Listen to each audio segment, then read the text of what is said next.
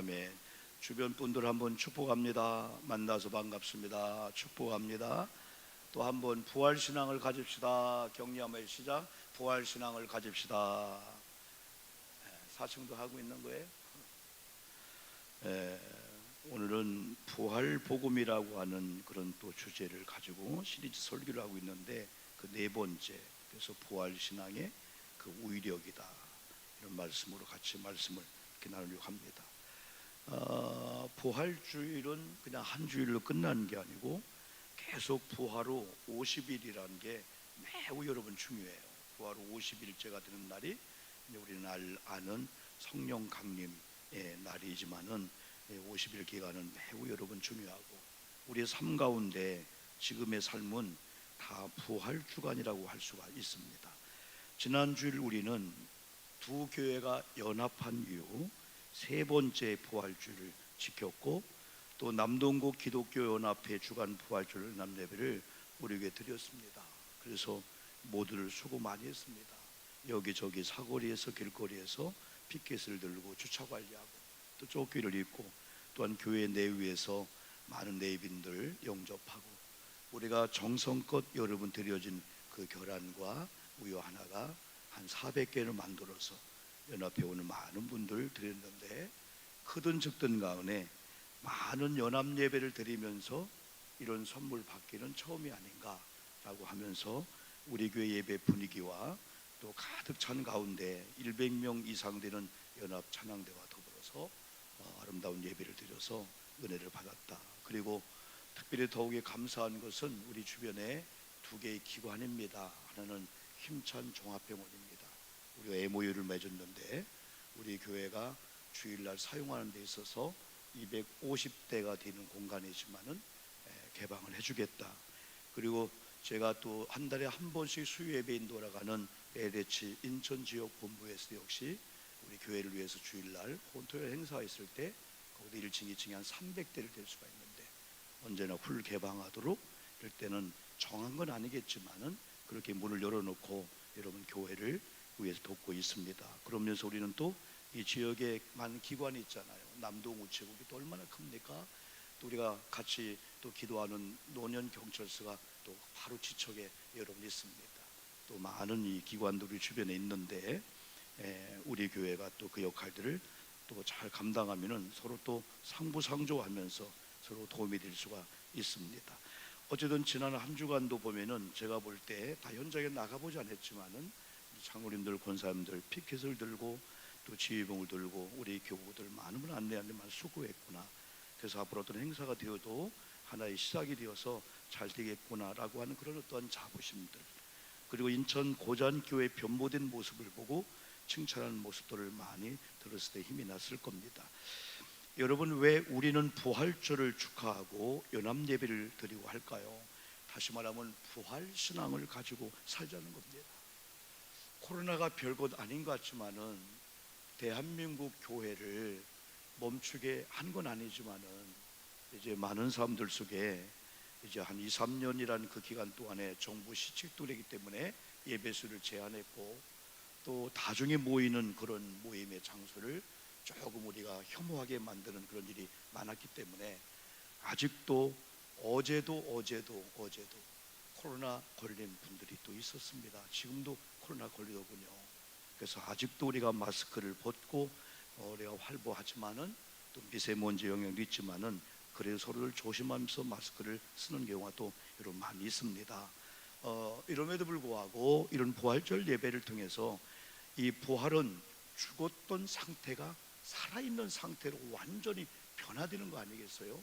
그래서 이번 부활절 연합 예배의 중요성을 이 기관 단체가 둔 것은 어쨌든 이 지역에 수백 개 교회가 있는데 영적 하나의 불씨가 되어서 좀 회복되는 그런 계기가 되어야 되지 않겠는가 하는 낙관적인 생각을 많이 갖고 있고, 우리 기독교인들이 조금 절망하고 조금 안 되고 조금 좌절하고 절대절명의 그런 순간을 많이 우리가 목격하고 당할 때도 이런 부활절이 하나의 계기가 될 수 있죠.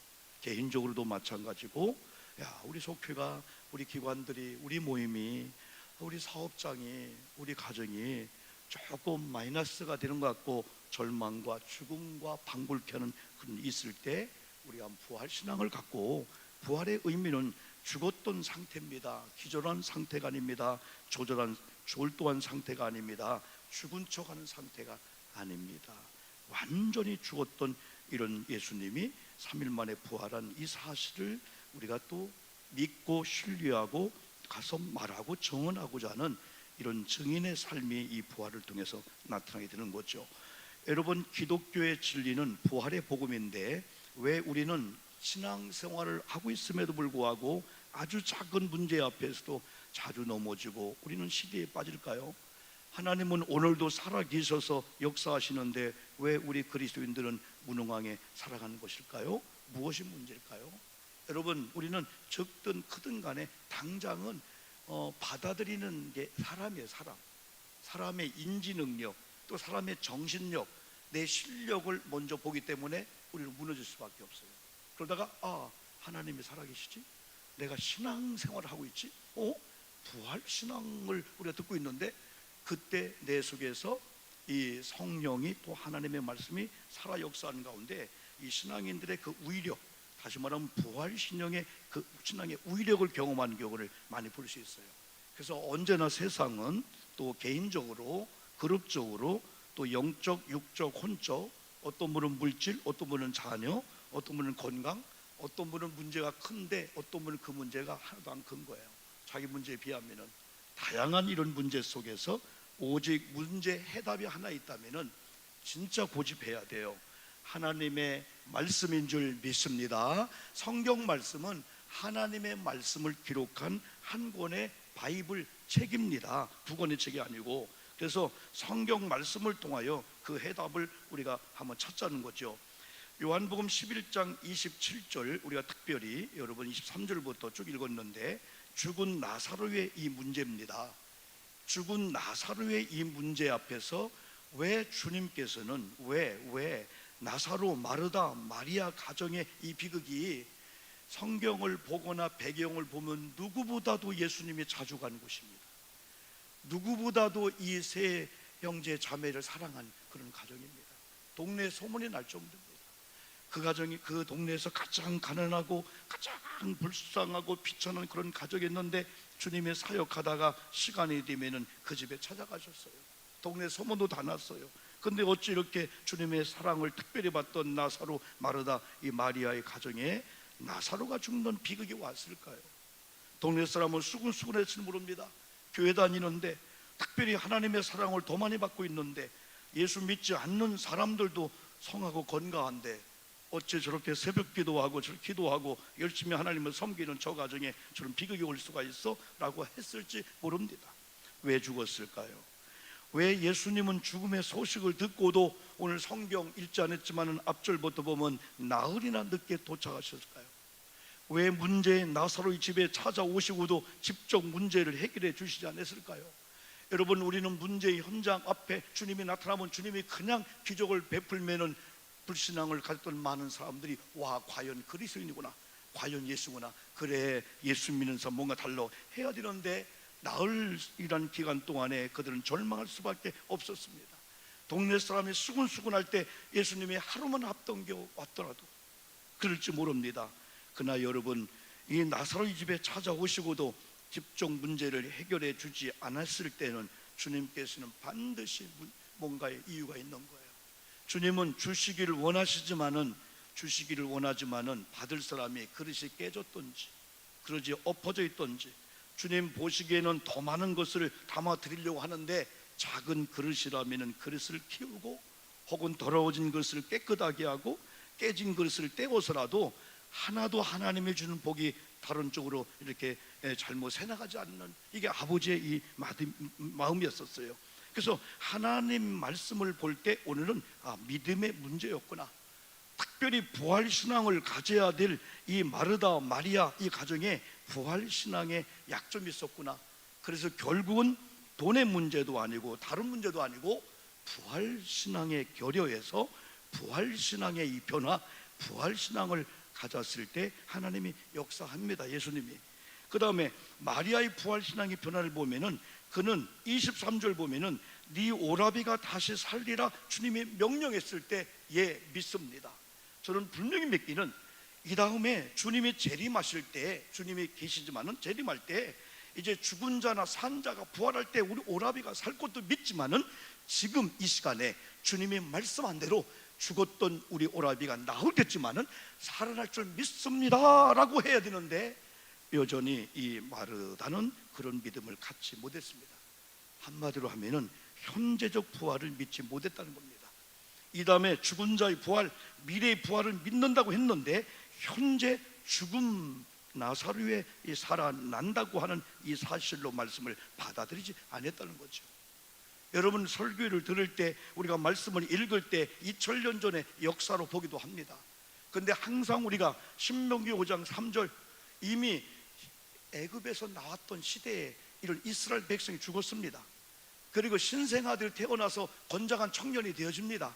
그들에게 신명기 새로운 복음을 줄 때 지금 여러분이 볼 때는 조상에 관한 이야기지만은 지금 나를 통해서 여러분 주는 것은 조상들에게 준 말씀이 참 맞지만은 여러분들 지금 여러분에게 주는 말씀으로 드려야 된다. 이 말씀을 모세 시대에 이미 말씀했듯이 오늘 저와 여러분이 여기서 그냥 우리가 말씀을 듣는 거로 우리가 아멘 끄덕할 수 있지만은 중요한 것은 죽음과 방불케는 문제가 내게 뭐가 있을까?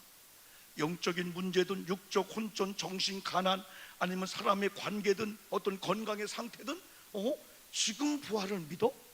지금도 그런 부활의 신앙을 가지면 우리 속에 역사할 수가 있어? 여러분, 똑같은 상황이지만은 세상 사람들도 강심장이 있습니다. 신념이 강한 사람이 있습니다. 의사가 이 약을 주면은 나는 반드시 일어날 거야 라고 약을 먹는 자하고 그 약 먹어봤자 뭐해? 라고 한 자하고 효과가 다른 거예요. 여러분, 어떤 사람이 암에 걸려서 더 이상 의사에 의해서 고칠 수가 없었습니다. 그런데 신약이 발표가 됐어요. 이 약 하나만 먹으면은 이제까지 못 고쳤던 그 암병이 낫는다고 해서 그 약을 딱 간호사가 주는데 먹나 봐라. 무슨 얘기하는 거예요? 그 약 먹나 나서 안 돼 하고 그 다음날 죽었습니다. 그럼 많은 사람들이 어떻게 얘기할까요? 야, 저분 암에 걸려 죽었다. 틀려요? 맞습니다. 그러나 더 정확한 것은 바보, 그 약 먹으면 사는데 어제까지는 안 됐어도 새로운 신약인데 그거 먹으면 사는데 하는 사람들은 암에 걸려 죽었다 하지 않고 약을 먹지 않아 죽었다라고 말해주고 있는 거죠. 여러분, 똑같은 약일지라도 믿음으로 신념을 가지고 먹는 자 이렇게 시험을 해보면 확실히 달다는 거예요. 그래서 제가 항상 그런 얘기 하잖아요. 이게 실제니까.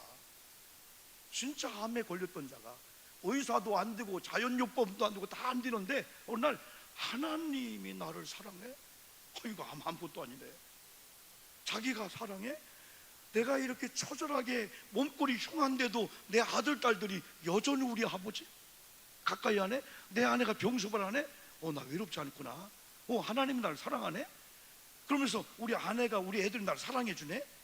그리고 자신이 자신을 인정하면서 사랑하게 되는데 어느 날 암의 이런 씨들이, 암의 근원들이 사랑의 앞에 세포가 다 죽어버리면서 이 다음에 그가 고침받았는데 그 쓴 책 하도 얘기하니까 알잖아요. 인터넷 한번 쳐보세요. 사랑은 암세포도 이긴다. 이런 책이 있단 말이에요. 여러분, 믿기를 주님의 이름으로 축복합니다. 하나님의 사랑을 받은 정도에 따라서 우리가 우리 자신을 얼마나 애지중지 사랑하느냐. 아직도 이런 비참한 상태, 몸꼴이 흉한 상태라 사람들은 다 버리고 떠날지 모르지만은 내 남편이, 내 아내가, 내 자녀가, 아니 우리 목사님, 우리 성도님이 내가 가장 처절하게 절망에 있을 때, 약할 때 가까이 오셔서 내 편드네. 아니 예수님이 떠나지 않고 예수님이 내 아픔의 현장에 오셔서 아들아, 딸아, 너는 여전히 내 아들이야. 주님, 나는 실패했는데요, 죄를 짓는데요, 갈 때까지 갔는데요, 어느 선을 넘었는데요, 주님 버리지 아니야. 너는 여전히 내 아들이야. 너 당장 나만 불러, 회개만 해. 그럼 내가 치료해줄게. 다가오시는 참된 친구가 되시는 분이 부활하신 저와 여러분의 참된 친구이신 예수님인 줄 믿습니다. 이때 우리가 힘을 얻을 수가 있는 거예요. 우리는 외로운 사람들이에요. 외롭지 않은 사람 아무도 없어요. 예수님도 외로우셨습니다. 그러나 예수님의 그 외로움은 본인의 인간적인 외로움이 아니고 우리 때문에 무시를 당하고 우리 때문에 멸시를 당하고 우리 때문에 무시를 당한 거예요. 그래서 내가 무시를 당했으니까, 내가 외로웠으니까 더 이상 너희는 외롭지 않다는 거죠. 그래서 오늘 외롭지만은 주님이 내 편 되시고 내가 주님 편에 함께 하게 되면 결코 나는 외로운 자가 아니다. 여러분 새끼 손가락이 다치면요 그쪽에 온 몸이 쏠리는 거예요. 저도 여기 엄지하고 여기 소에 계속 하는 거 여기에요. 뜨끔뜨끔하고 아프기도 하고요. 여기 신경을 쓰고요. 어떻게 될까 봐서요. 누가 뭐라 여기부터 딱 하게 되는 거죠. 약한 것이 요긴하고 약한데 강함이라고. 우리가 여러분이 좀 약할 때 하나님 의지하면은 하나님은 약한 가운데 강함으로 다가오실 줄 믿습니다. 이런 믿음을 바로 현재적 부활을 믿는 믿음인데 바로 이 마르다가 그런 믿음을 갖지 못했어요. 그래서 마르다 그럽니다. 마지막 날 부활의 때에는 다시 살아날 줄 내가 아나이다. 예수님이 요한복음 11장 26절에서 무릇 살아서 나를 믿는 자는 영원히 죽지 아니하리니. 이건 뭐냐면 그거 말고 예수 믿는 사람이 이 다음에 주님이 부활할 때 아니면 죽은 자 부활을 누가 못 믿어? 현재 죽은 나사로를 향하여 주님이 부활의 믿음을 가지라는 건데 여전히 미래적인 부활만 믿는 이런 마르다에게 무릇 살아서 나를 믿는 자는 영원히 죽지 않으리. 이거요.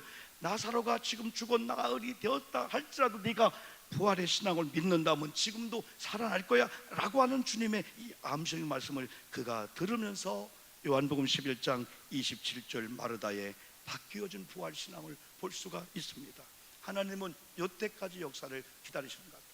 하나님 왜 우리 교회가, 하나님 왜 우리 가정이, 하나님 우리 자녀가 아직도 오는 주님께서 기적을 일으킬 만한 뭔가 그릇을 믿음을 준비하는 과정을 주셨는데 우리가 그 단계만 되면은 그 다음부터 주님은요 아주 순식간에 역사할 수 있어요. 27절 한번 읽어볼까요? 한번요.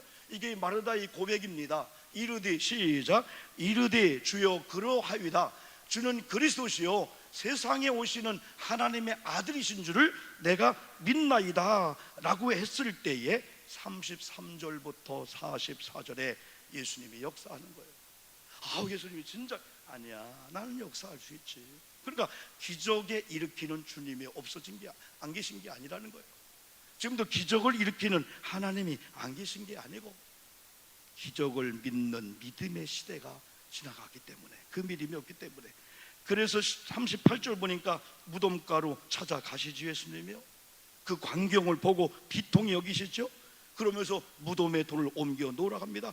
그런데도 여전히 39절에 여전히 부활신앙이 부족한 이 마르다까지 주여 죽은 지 나흘이 되었는데 냄새가 나나이다. 죽은 나사로를 왜 무덤으로 옮겨놓고 나오라 하려고 합니까? 안 됩니다.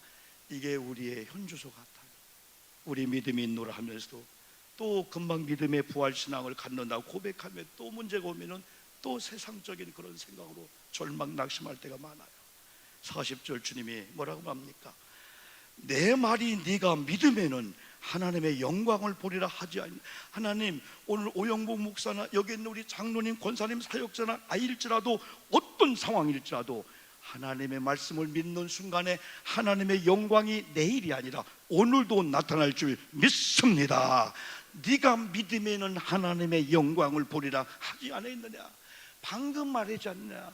이틀 전에 말하지 않았느냐? 지난주일 말하지 않느냐? 왜 잊어먹었느냐? 하면서 우리 기억 속에 이미 들려진 말씀을 기억나게 만들어요. 그래서 하나님은 어떻게 보면 그걸 기억해내서 네가 행동편을 갖게 하는 거예요. 여러분 지난번에 우리가 누가복음 24장 말씀을 한번 들었지요. 예수님과 함께 했던 두 제자가 예수님의 죽자 부활 생각도 않고 엠마우 도상으로 예루살렘에서 약 한 어디요? 25리 정도, 약 한 10km 정도 되는 자기 고향으로 가는 가운데 그들의 모습은 한마디로 낯빛이 시리에 찼었습니다. 부활의 예수를 만나야 될 제자들조차도 부활의 예수를 만나니까 온 얼굴은 인상을 썼고 슬픈 빛을 띠고 절망 가운데 자기 고향을 갔을 때 갑자기 둘 대화 속에 한 명이 끼어드는데 누구야? 하는데 성경을 풀어 얘기하는 거예요. 그 예수님께서 성경을 풀어 얘기할 때 가슴이 뜨겁지 않더냐? 라고 하는 순간에 누가 보면 마지막 과정 그들의 행동을 바꿨습니다. 야, 부활했네 예수님이. 그래서 엠마오로 가던 길 확 떠나가지고 예루살렘으로 갑니다. 그래 한지역에 갔더니 11제자가 모여있는데 수근수근 되는 거예요. 야 예수님 뭐 부활했다는 소식이 있어? 뭐 시몬이 만났대 뭐 했대? 그때 그가 말한 줄 믿습니다. 말할 때 믿었더라. 부활의 증인이 이 두 제자가 되게 된 거죠. 오늘 마르다 마리아가 여전히 이런 믿음 가지고는 예수님 역사하지 않는데, 그래도 예수님께서 그들의 믿음을 고쳐줍니다. 마리아야, 마르다야, 지금 내 말을 네가 믿으면은 지금이야, 지금 죽음 이런 현장에서 하나님의 영광을 볼 거야. 그러면 41절 예수님의 두 마디 기도하십니다. 그 중에 첫 번째가 아버지여 내 말 들으심을 감사합니다.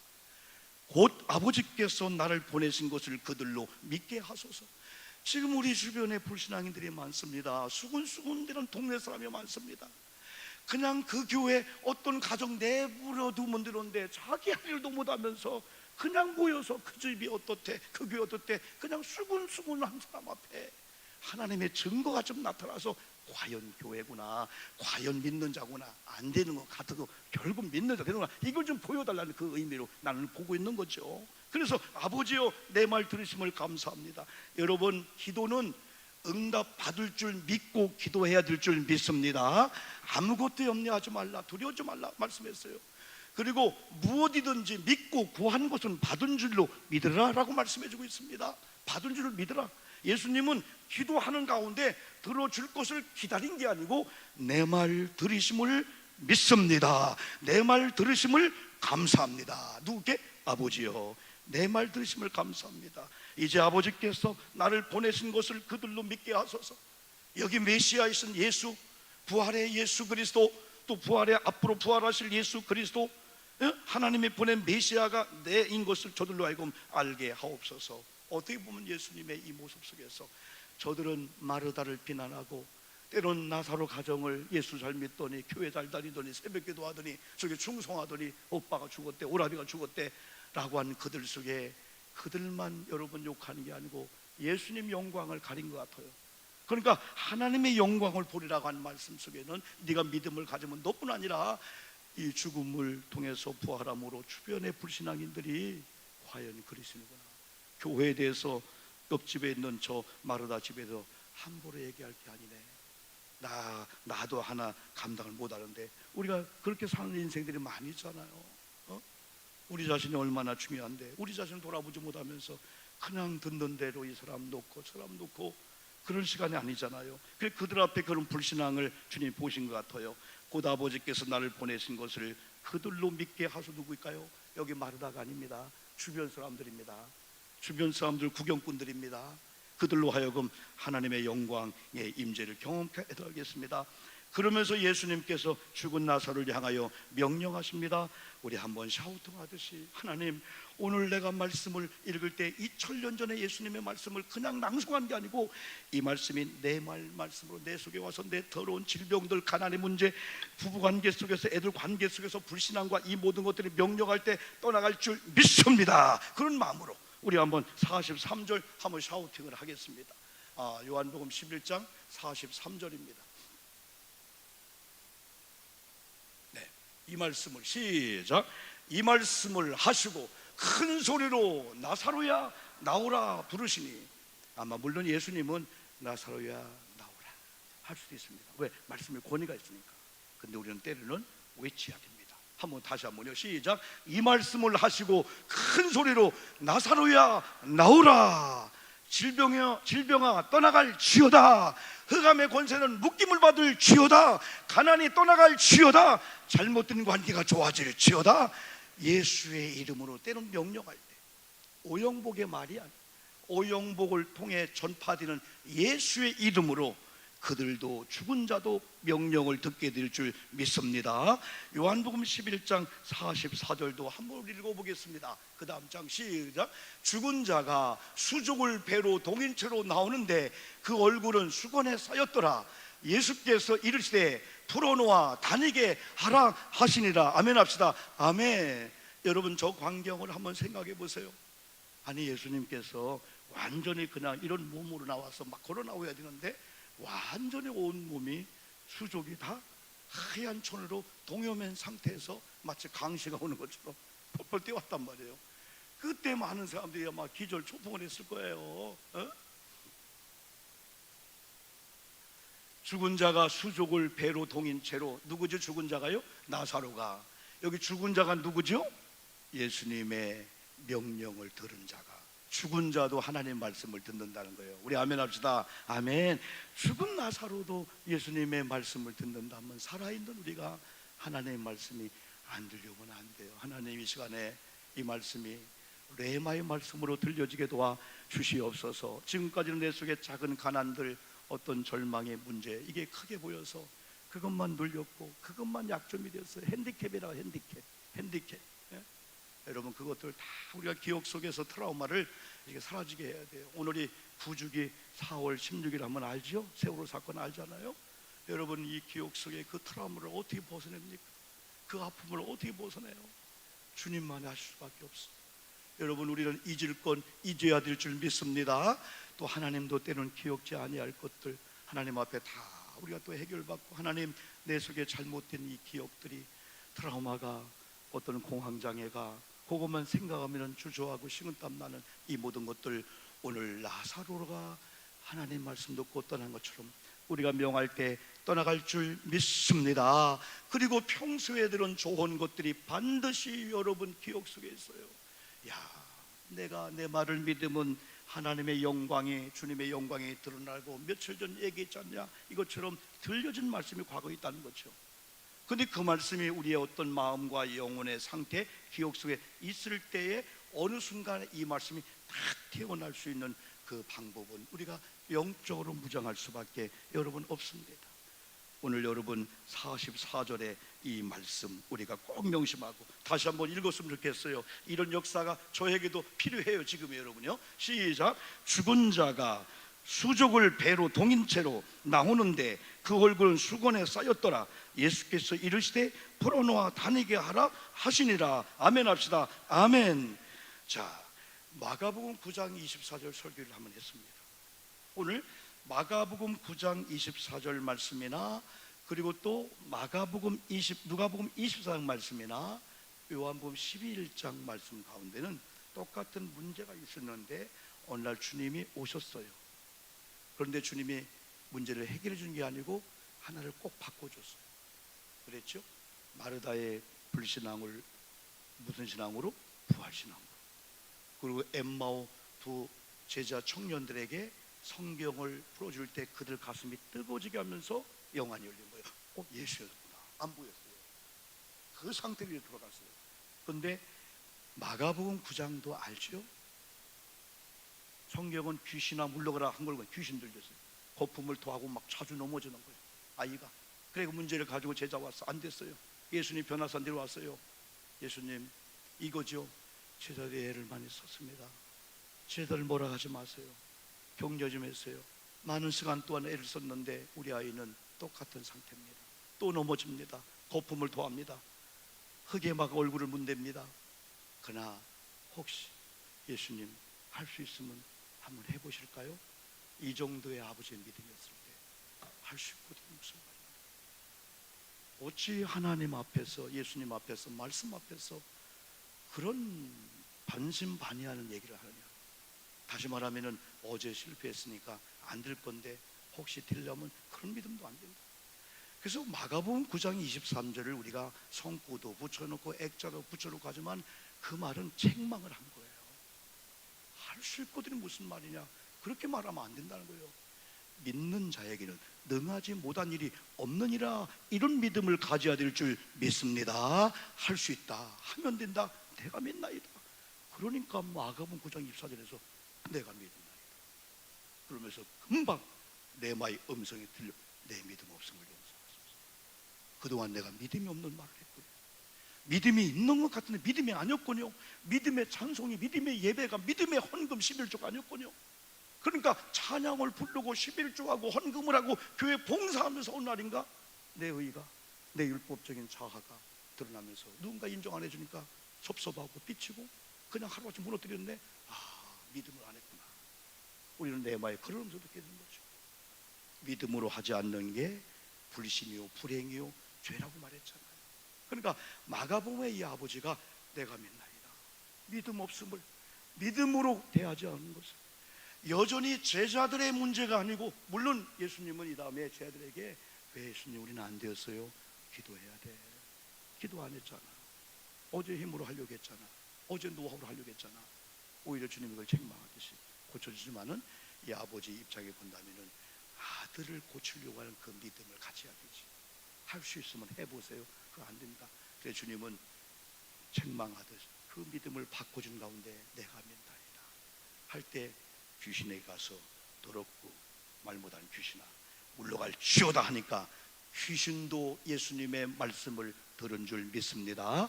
귀신이 용하다 하잖아요. 은혜 받는 걸 귀신이 다 알고 있어요. 우리 집에 악한 거 다 알고 있어요. 우리가 다시 하나님을 경외하고 말씀으로 무장하고 빈틈을 주지 않잖아요. 하나님을 믿는 우리들은요 항상 과거의 사람이 아니에요.